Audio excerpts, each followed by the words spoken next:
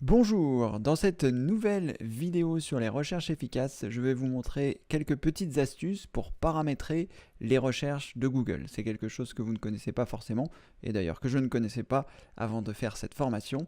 Ça se passe sur Google, alors vous devez vous assurer que vous êtes bien sur Google et non pas dans un onglet de Google Chrome. Là par exemple, j'ai cliqué ici en haut à droite pour faire un nouvel onglet et j'arrive sur une page. Et cette page, ce n'est pas la page d'accueil de Google. Donc assurez-vous bien dans la barre d'adresse en haut d'être sur www.google.fr. Voilà, une fois que vous êtes sur le site de Google, vous allez avoir la possibilité, lorsque vous vous rendez en bas à droite dans Paramètres, on ne le voit pas beaucoup parce qu'on a l'habitude que les choses soient au centre de notre écran, mais en bas à droite, vous avez un certain nombre de choses. Publicité, entreprise, à propos, confidentialité, conditions et paramètres. Nous allons donc nous rendre dans Paramètres en bas à droite et nous allons choisir Paramètres de recherche. À partir de là, nous allons arriver sur une page qui va nous permettre de modifier un certain nombre de choses. Alors, gardez bien à l'esprit, lorsque vous allez effectuer des modifications, si toutefois vous en faites, que ces choses-là vont rester. C'est-à-dire que si par exemple vous activez quelque chose ici et que vous avez oublié que vous l'avez activé, il est possible que certaines choses soient modifiées. Et notamment sur le premier paramètre et sur un des derniers paramètres, le premier paramètre étant le filtre Safe Search et le dernier historique de recherche. Si vous faites des modifications ici et que vous oubliez que vous les avez apportées, il est possible que vos résultats de Google soient influencés par ces choses que vous allez modifier. Alors la première chose que nous allons voir, eh bien, on va essayer de voir ça dans l'ordre et je vais essayer de vous expliquer à quoi ça correspond. Donc le filtre Safe Search, donc c'est aussi indiqué, peut vous aider à bloquer les images inappropriées ou explicites dans les résultats de recherche Google. Le filtre Safe Search n'est pas précis à 100%, mais il vous permet d'éviter le contenu violent et réservé aux adultes pour la grande majorité des cas. Donc lorsque vous allez activer ici Safe Search, eh bien vous allez dire à Google que vous ne souhaitez plus voir des images à contenu violent, que ce soit adulte ou violent en règle générale. Donc vous avez la possibilité, si par exemple il y a des enfants qui naviguent sur votre ordinateur, d'activer ce filtre pour qu'il soit un petit peu préservé. Donc il vous suffit simplement ici de cliquer sur Activer Safe Search et vous avez également la possibilité de le verrouiller pour ne pas que les enfants puissent le déverrouiller. Donc dans ce cas-là, vous choisissez Verrouiller Safe Search et ensuite vous allez cliquer ici Verrouiller Safe Search pour en verrouillant. Voilà, j'ai été un petit peu rapide. J'espère que je vais pouvoir le déverrouiller. Déverrouiller Safe Search. Déverrouiller Safe Search, voilà. Retour aux paramètres, vous voyez, ça se fait facilement. Donc, vous allez avoir la possibilité de verrouiller Safe Search. Alors, je vais relire parce que je ne l'avais jamais fait. En verrouillant la fonctionnalité Safe Search, vous imposez l'utilisation d'un filtrage strict et empêchez les utilisateurs de modifier ce paramètre. Le filtrage strict porte aussi bien sur le texte que les images à caractère sexuel figurant dans les résultats de recherche. Donc ici, si je verrouille Safe Search, je me demande pourquoi ça a été aussi simple de le déverrouiller. Mais en tout cas, voilà, la fonctionnalité Safe Search verrouillée sur tous les domaines Google. Nous avons ajouté des sphères colorées en haut des pages de recherche afin de vous permettre de savoir si la fonctionnalité Safe Search est verrouillée. Donc là, si je vais sur Google, est-ce que je vais avoir la fonctionnalité Safe Search ? Voilà, donc vous avez ici, vous voyez, il y a les sphères, donc ça vous indique que la fonction Safe Search est verrouillée. Ça vous permettra de ne pas oublier qu'elle est verrouillée si toutefois vous avez besoin d'accéder à des contenus un petit peu différents ou réservés aux adultes. Donc là, moi je vais la désactiver puisque ce n'est pas quelque chose que j'utilise. Donc je déverrouille cette Safe Search et ensuite je vais désactiver l'option Safe Search. Mais sachez que c'est possible de l'activer et que ainsi, en activant cette fonctionnalité, vous préserverez vos enfants ou vos petits-enfants de résultats indésirables qui pourraient apparaître sur Google en mettant des mots-clés inappropriés. Ensuite, nous avons le nombre de résultats par page. Si par exemple vous avez l'habitude de rechercher beaucoup de choses, parce que lorsque vous allez sur Google, là je vais me rendre sur Google, je vais taper voiture de sport par exemple. Donc là, je vais avoir un certain nombre de résultats, exactement 10 résultats par page. Donc là, vous voyez, il y en a un certain nombre, 10 certainement, puisque dans les paramètres de recherche ici, on a résultats par page 10. Vous pouvez décider, si vous le souhaitez, si vous avez l'impression qu'à chaque fois vous cliquez sur les pages suivantes pour voir les résultats d'après, vous avez la possibilité d'augmenter ce chiffre. Personnellement, j'utilise 10 depuis toujours parce que je ne savais pas qu'on pouvait le faire et c'est assez rare que je passe aux pages suivantes. Donc je ne vais pas forcément activer ce résultat par page, mais sachez que vous avez la possibilité de le faire. Si par exemple ici, je clique en restant appuyé sur la barre du curseur, je passe mon curseur sur 20, là je suppose que mes prochains résultats de recherche se feront avec 20 résultats. Voiture de sport. Voilà, donc ici, en théorie, je vais avoir 20 résultats, ce qui n'est pas le cas. Je ne sais pas pourquoi ça n'a pas été pris en compte, si je pense qu'il faut enregistrer les modifications en bas de la page.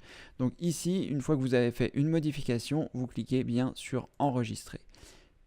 Vos préférences ont été enregistrées, ok. Donc là, je reviens sur Google, je vais taper voiture de sport, et là, en théorie, si je ne me trompe pas, d'intitulé, je devrais avoir 20 résultats de recherche au lieu de 10.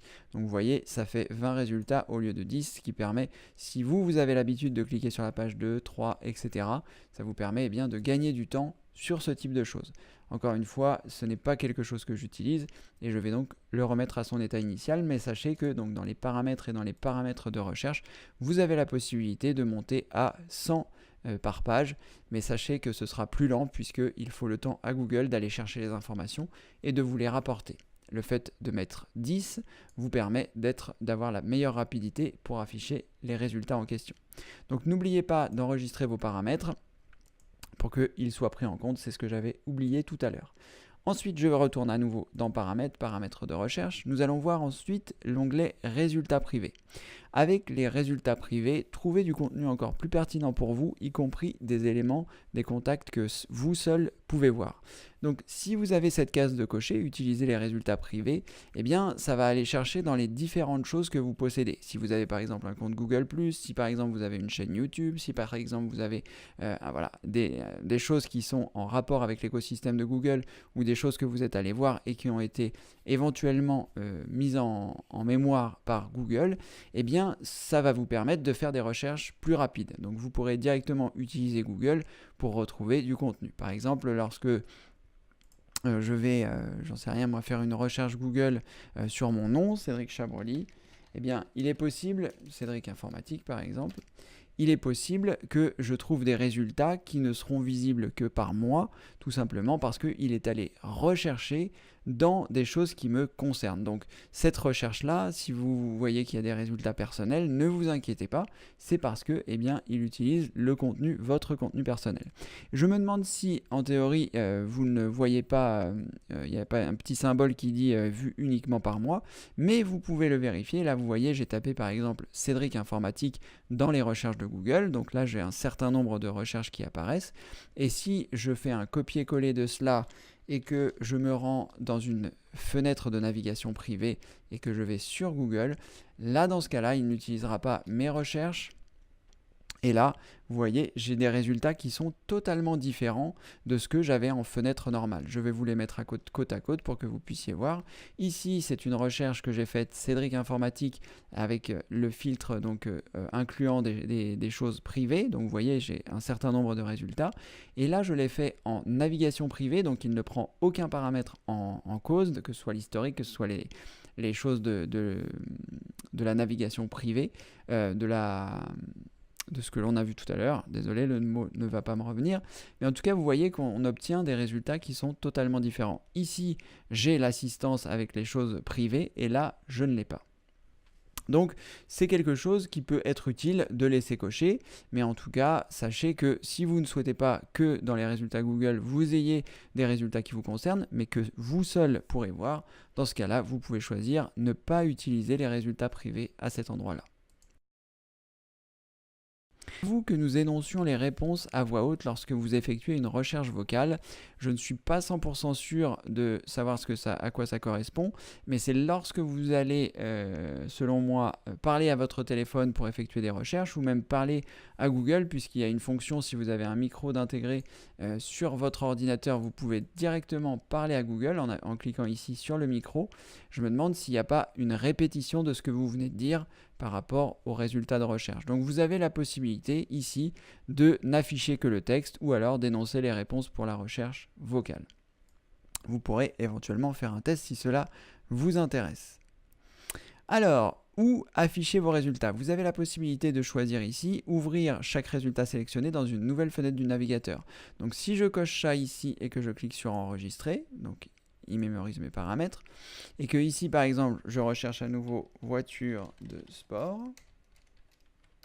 voilà, et bien lorsque je vais cliquer sur un résultat, en théorie il devrait me l'ouvrir dans une nouvelle fenêtre. Alors est-ce qu'il va me l'ouvrir dans une nouvelle fenêtre ou dans un nouvel onglet? C'est ce que nous allons découvrir tout de suite. Donc là j'ai 3 onglets en haut, je clique sur guide automobile et donc il l'a ouvert dans un nouvel onglet et non pas dans une nouvelle fenêtre. Il y a peut-être eu un petit souci de traduction, mais quoi qu'il en soit, l'avantage c'est que vous n'avez pas besoin de faire un clic droit. L'avantage c'est que vous n'avez pas besoin de faire un clic droit et de choisir ouvrir dans un nouvel onglet, puisque directement dans les résultats, dans les paramètres de recherche, vous avez coché ouvrir chaque résultat sélectionné dans un nouveau dans une nouvelle fenêtre du navigateur. Donc ici, chaque fois que je vais cliquer, alors là il n'avait pas encore pris en compte mes paramètres, mais ici, chaque fois que je vais cliquer, il m'ouvre ça dans un nouvel onglet. Donc ça peut être quelque chose de pratique si par exemple c'est quelque chose que vous faites souvent. Faites attention, en revanche, je ne sais pas comment ça se passe si je vais sur le site, on va regarder ça. Formation informatique avec Cédric. Que je vais sur une formation, n'importe laquelle, les recherches efficaces par exemple. Que se passe-t-il si je clique sur un résultat? Voilà, il va me l'ouvrir. Ah, peut-être que c'était fait exprès. Alors, est-ce que... Non, en théorie, si je clique ici, il n'ouvrira pas un nouvel onglet, donc c'est parfait. Donc, ce que l'on vient de vérifier, c'est que... Enfin, ce que je viens de vérifier, c'est que le fait de cocher cette case ne fonctionnera que avec les résultats de recherche sur Google. Donc, ne vous inquiétez pas, si vous cochez cette case, c'est comme si à chaque fois que vous arriviez sur un résultat de recherche, vous cliquiez en faisant un clic droit et en choisissant ouvrir le nouvel onglet, ou encore un clic avec le bouton, la roulette de votre souris pour ouvrir ça dans un nouvel onglet. Donc c'est toujours pareil, c'est vous qui choisissez si vous souhaitez que cette option soit cochée ou non. Je vais la décocher puisque j'ai l'habitude, si je le souhaite, de cliquer sur mon bouton molette de souris pour ouvrir ça dans un nouvel onglet.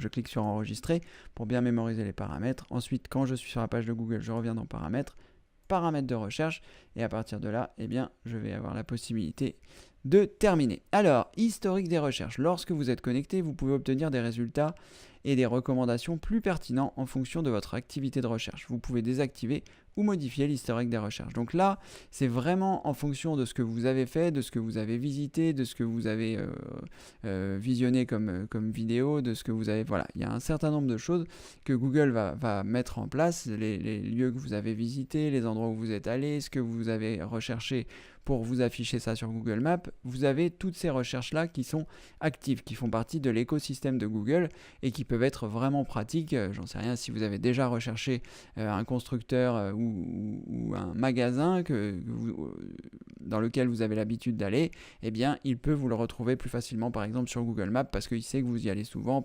etc. Il va vous l'afficher sur Google Maps alors qu'il n'aurait pas forcément affiché.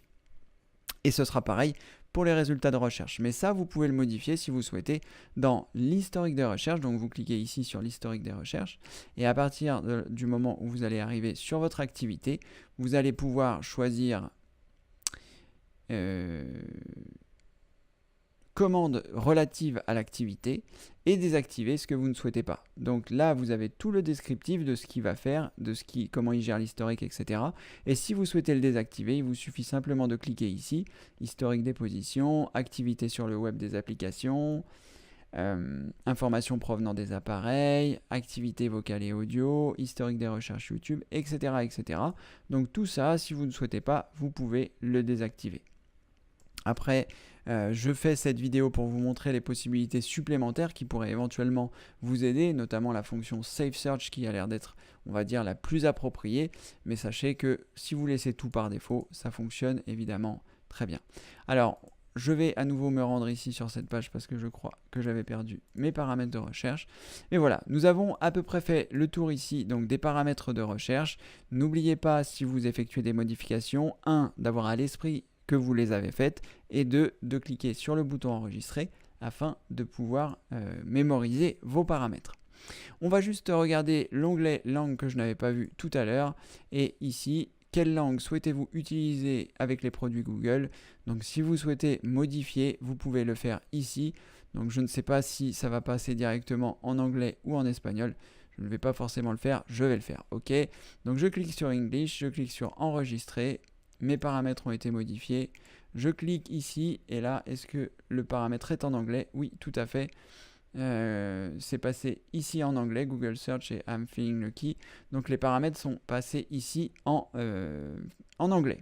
Donc je vais retourner ici en bas à droite dans Settings, qui veut dire paramètres, Search Settings. Je vais ensuite retourner dans Language et prendre le français, cliquer sur Save et ainsi retrouver ma page de Google en français comme vous pouvez le voir. Voilà, nous avons fait le tour des paramètres de recherche. C'est pour moi une petite vidéo supplémentaire qui vous permet de modifier certains paramètres de Google si vous le souhaitez. Évidemment, si vous laissez tout par défaut, ça fonctionne très bien. Allez, je vous dis, comme le veut la tradition, à très bientôt pour une prochaine vidéo. Merci, au revoir. Félicitations, vous venez de terminer cette vidéo. J'espère qu'elle vous a plu et qu'elle vous a aidé à avancer dans votre cheminement informatique. C'est en tout cas mon souhait le plus cher. Maintenant, si à votre tour vous souhaitez m'aider, il existe différents moyens. Vous trouverez des vidéos sous celle-ci pour vous expliquer comment faire. Vous pouvez par exemple vous abonner à la chaîne pour ne rater aucune vidéo. Vous pouvez mettre un pouce bleu, un pouce en l'air pour notifier qu'elle vous a plu. Vous pouvez également la partager auprès de vos amis. Et si le cœur vous en dit, vous pouvez également me faire un don. Voilà, vous retrouverez toutes ces informations sous cette vidéo. J'ai fait des vidéos explicatives qui vous montrent bien comment réaliser chaque étape, soit pour vous abonner, soit pour partager, soit pour liker la vidéo, soit pour faire un don si vous le souhaitez. Mais en tout cas, on va continuer la grande aventure de l'informatique et comme le veut la tradition, vous la connaissez peut-être pas, mais vous allez la découvrir. Je vous dis à très bientôt pour une prochaine vidéo. Merci, au revoir.